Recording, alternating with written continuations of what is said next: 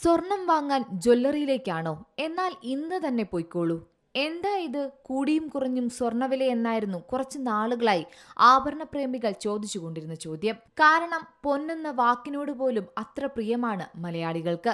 അഭിമാനത്തിന്റെയും ആഡംബരത്തിന്റെയും പ്രതീകം. വില എത്ര ഉയരങ്ങൾ താണ്ടിയാലും സ്വർണം വാങ്ങിക്കൂട്ടാനുള്ള മത്സരത്തിന് ഒരു കുറവും ഉണ്ടാക്കാറില്ല മലയാളികൾ. നിക്ഷേപം എന്ന നിലയിൽ ഇന്നും സ്വർണത്തിന് 10-ൽ 10 മാർക്കാണ് മലയാളികൾ നൽകുന്നതും. ആഭരണങ്ങൾ, നാണയം, ഗോൾഡ് ബാർ തുടങ്ങിയ രൂപത്തിൽ സ്വർണം വാങ്ങി സൂക്ഷിക്കുന്നവർ ഏറെയാണിന്നുള്ളത്. ഇവ ഭാവിയിൽ കൂടുതൽ മൂല്യത്തോടെ വിൽക്കാൻ കഴിയുമെന്നത് തന്നെയാണ് ഇതിന്റെ പ്രത്യേകത. അതിനാൽ തന്നെ ഏവരും സ്വർണം വാങ്ങി കൂട്ടുന്നത് പതിവ് കാഴ്ചയാണ്. എന്നാൽ പവൻ വില 70,000 കടന്ന് കുതിച്ചപ്പോൾ കഥയങ്ങ് മാറി. ഇപ്പോൾ പണിക്കൂലിയടക്കം ഒരു പവൻ വാങ്ങണമെങ്കിൽ കുടുംബം വിൽക്കണം.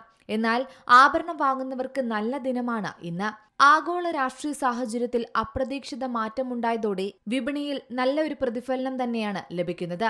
സ്വർണ്ണവില ആഗോള വിപണിയിലും കേരള വിപണിയിലും കുറഞ്ഞു. ഇന്ത്യൻ രൂപ കരുത്ത് വർദ്ധിപ്പിച്ചു. സ്വർണ്ണവില കുറഞ്ഞത് ആഭരണം വാങ്ങാൻ കാത്തിരുന്നവർക്ക് പ്രതീക്ഷ നൽകുന്നുണ്ട്. അതേസമയം ഇതേ സാഹചര്യം വിപണിയിൽ നിലനിൽക്കുകയാണെങ്കിൽ വരും ദിവസങ്ങളിലും വില കുറഞ്ഞേക്കുമെന്നാണ് റിപ്പോർട്ടുകളിൽ പറയുന്നത്. പവന് ഒറ്റയടിക്ക് കുറഞ്ഞത് 600 രൂപയാണ്.